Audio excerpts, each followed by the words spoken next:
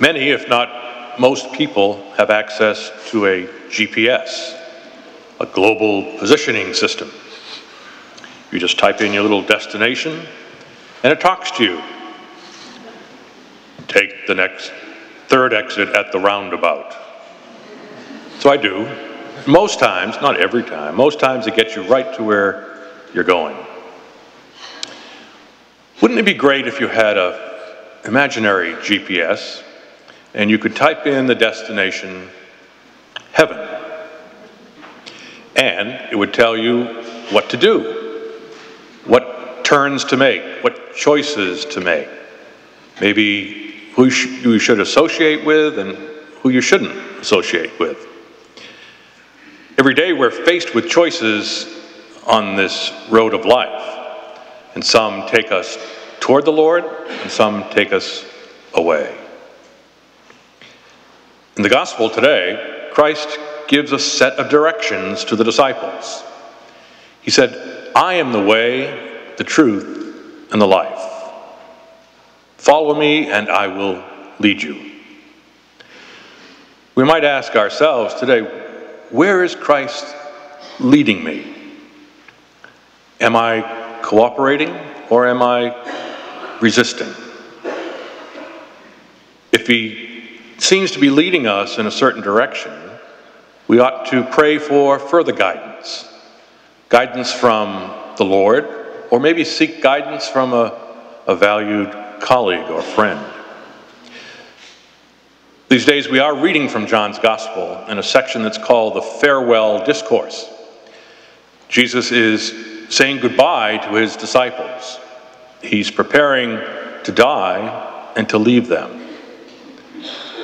They are understandably upset. Where are you going? We don't know the way.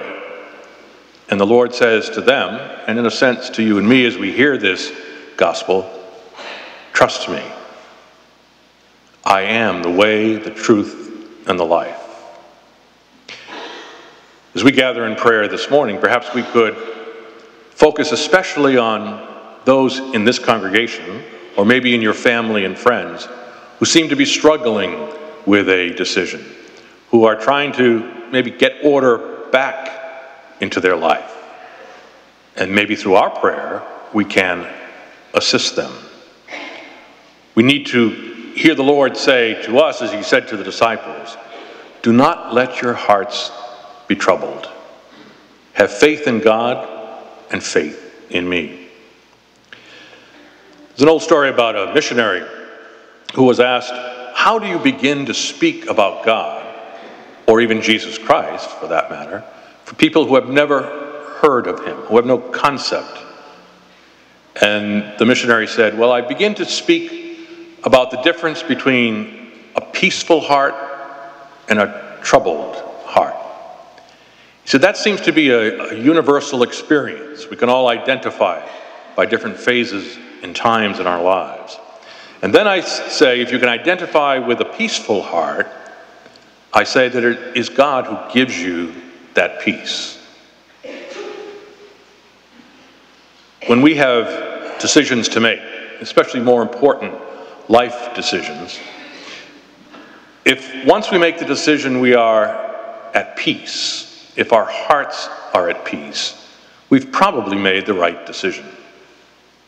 But if we're still agitated, still anxious about what we have done or decided, we may want to revisit the question.